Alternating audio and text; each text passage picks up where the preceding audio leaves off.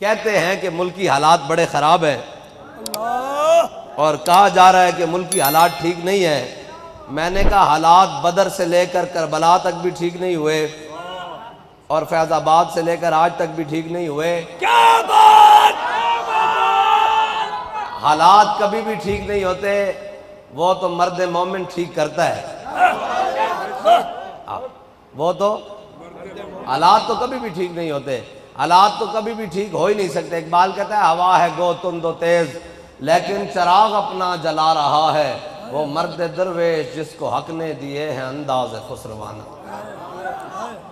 بس میں اسی حوالے سے بات کر لوں۔ یہ تو وہ باتیں آج کے دن بڑی چڑھ چڑھ کے کریں نا جنہوں نے 365 دن کبھی پڑھی نہ ہو حضور کی بات، یا جن کو جہاد کا پتہ ہی نہ ہو، جن کو جنگ کا پتہ ہی نہ ہو، وہ آج باتیں کرے جی ہم یوں کر دیں گے۔ اسی تا جناب کوئی یار دی گل سنا ملا، نہ لمبے پینڈے پا ملا، نہ علمہ وچ پسا ملا۔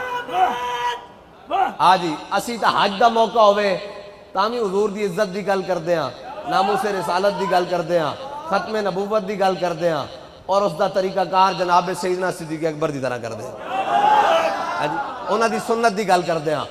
جی اگر جناب عمرہ آ جائے تامی حضرت جناب عبداللہ بن رواحہ دی طرز خلو بن الکفار عن سبیلی الیوم نضربکم علی تنزیلی، میں ہٹ جاؤ کافر دے بچے حضور آ رہے ہیں تو ہم نہیں پتہ، ہٹ جاؤ۔ امام الانبیاء صلی اللہ تعالیٰ علیہ وسلم دی مبارک تلوار تے کی لکھیا سی، میں آگے بڑھنا عزت ہے، وفی الجبن عار، اور پیچھے ہٹنا بزدلی ہے، علت ہے، عار ہے جی۔ والمرء بالجبن لا ینجو من القدر، کوئی بھی بندہ اپنی بزدلی کی وجہ سے موت سے بچ نہیں سکتا۔ یہ میرے آقا مولا صلی اللہ تعالیٰ علیہ وسلم کی ذاتی تلوار پر موجود ہے، جس کی نفی کرتے کرتے ہمارا میڈیا اور ہمارے سیاستدان اور ہمارے ذمہ داران آج تک یہاں پہنچے ہیں۔ اور ہم تب بھی کہتے تھے بات ہوگی تو حضور سید عالم صلی اللہ بابا جی نے کہا تھا میں ہندوؤں نال انہاں دے جنرل نال انہاں نال کوئی تگڑی گل کوئی نہیں کر سکتا، جے کرے گا تو محمد عربی دے غلام ہی کرن گے۔ یہ تو میرے آقا مولا دی سنت ہے، حضور دی سنت ہے۔ امام الانبیاء صلی اللہ تعالیٰ علیہ وسلم تک مدینہ پاک اس خبر پہنچی کہ حضور کیسر روم دیاں فوجاں نے مدینہ پاک دی سرحد تے کوئی چھیڑ چھاڑ کی تھی، داخل نہیں ہوئے۔ اے بڑی غور طلب توجہ طلب گل ہے۔ حضور کیسر روم دیاں فوجاں نے مدینہ پاک دی سرحد تے اپنیاں فوجاں لائیاں، سرحد دے اندر داخل نہیں ہوئے، جناب مدینہ پاک دی جڑی ریاست ہے اس دے اندر داخل نہیں ہوئے۔ حضور ویسے تو ساری کائنات ہے حکومت حضور دی، لیکن ظاہری حکومت حضور اتھے اندر داخل نہیں ہوئے، صرف انہاں اتھے فوجاں لانیاں شروع کیتیاں۔ تے امام الانبیاء صلی اللہ تعالیٰ علیہ وسلم نے لشکر ترتیب دے کے حضور نے جمعے دے دن صبح صبح فجر دی نماز پڑھ کے روانہ کر دیتا۔ پتہ ہے اگے کتنی فوج ہے؟ اگے 90,000 ہے یا 1 لاکھ ہے یا 1,30,000 ہے، اے ترے وہ روایتان، یعنی 90,000 تو روایت دی تھلے کوئی نہیں۔ تے امام الانبیاء صلی اللہ تعالیٰ علیہ وسلم نے حضرت عبداللہ بن رواحہ دی قیادت وچ لشکر روانہ کر دیتا۔ اے بھی حضور دی سنت ہے کہ اگر دشمن سرحد ہوتے کوئی چھیڑ چھاڑ کرے تو امام الانبیاء صلی اللہ تعالیٰ علیہ وسلم تسی کہہ دیو ریاست مدینہ یا مدینہ طیبہ جڑا مرضی نہ لو لیکن اس دی سنت ہے وے۔ میرے آقا مولا نے روانہ کر دیتا۔ حضرت عبداللہ بن رواحہ حضور نے کی ارشاد فرمایا اس لشکر دی قیادت عبداللہ بن رواحہ کرن کے۔ اگے حضور نے فرمایا اگر عبداللہ بن رواحہ شہید ہو جان تو اس لشکر دی قیادت جعفر تیار کرن کے۔ حضرت جعفر تیار کونن؟ میرے آقا مولا صلی اللہ تعالیٰ علیہ وسلم دے ہوتے ایمان ایک غزوہ خیبر دے موقع تے لے آئے۔ غزوہ خیبر فتح ہویا نا، غزوہ خیبر فتح ہویا تے میرے آقا مولا صلی اللہ تعالیٰ علیہ وسلم دی بارگاہ حضرت جعفر تیار آ گئے۔ حضور میں نو بھی اپنے دامن رحمت نال نواز دیو، حضور اپنے دامن رحمت شامل کرو، میں بھی کلمہ پڑھنا۔ تے میرے آقا مولا نے جدو حضرت جعفر تیار دا ایمان دیکھا نا تو حضور نے فرمایا اے فیصلہ کرنا مشکل ہو رہا کہ خیبر دے فتح ہونے دی زیادہ میں نو خوشی یا جعفر تیار دے ایمان لے آنے دی زیادہ خوشی۔ حضرت جعفر تیار جدو ایمان لے آئے، لیکن 1 سال بعد حضور نے خود انہوں موتا دی جانب روانہ کر دیتا۔ موتا کیوں کہ ہوتے چھیڑ چھاڑ کی تھی صرف دشمن نے، سرحد ہوتے چھیڑ چھاڑ کی تھی۔ میرے آقا مولا نے فرمایا عبداللہ بن رواحہ شہید ہو جان تے جناب قیادت جھنڈا حضرت جعفر تیار سنبھالنا ہے۔ حضور نے فرمایا اگر جعفر تیار بھی شہید ہو جان تے جھنڈا زید بن حارثہ سنبھالنا ہے۔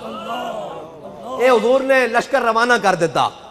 جمعے دا دن سی، جمعے دی فجر دی نماز پڑھ کے حضور نے روانہ کر دیتا. امام الانبیاء صلی اللہ تعالی علیہ وسلم حضور خود مدینہ پاک کے جلوہ گر، اور حضور نے جمعہ دی نماز دی امامت فرمائی. جدو حضور امامت فرما کے اپنے صحابہ دی طرف منہ کیتا نا تو حضور نے صفہ میں دیکھا عبداللہ بن رواحہ بھی موجود ہے. حضور نے فرمایا عبداللہ بن رواحہ سویرے میں تینوں روانہ کر دیتا، تو ایتھے کی کر رہا؟ اے گل ہے اصل، نمازیں بھی اسی کی، اذانیں بھی اسی کی، سارا کچھ حضور دا.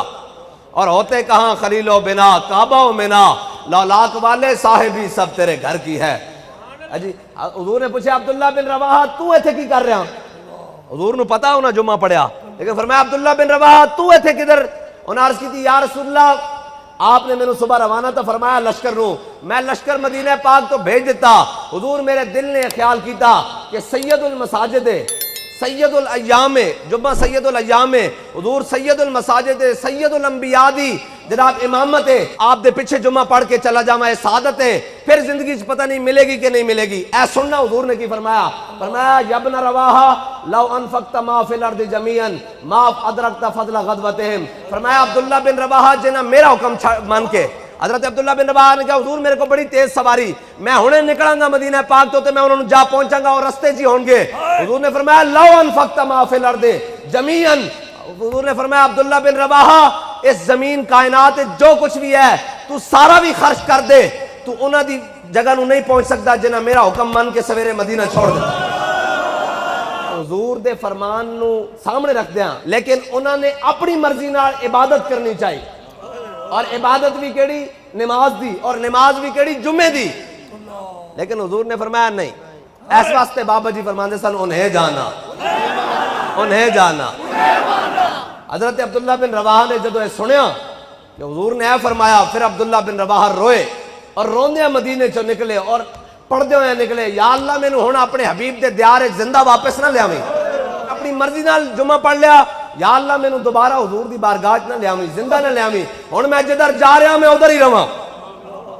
یا اللہ میں اتھے پہنچا، میرا تگڑے دشمن نال واہ پوے، او میرے سینے دھاری دار تلوار چلاوے، جاگدار میرا خون نکلے، میں اتھے شہید ہو جاواں، میری قبر بن جاوے، کوئی سالاں بعد برساں بعد گزرے تو کہے واہ عبداللہ بن رواحہ تو اپنا وعدہ سچ کر بیٹھا ہے.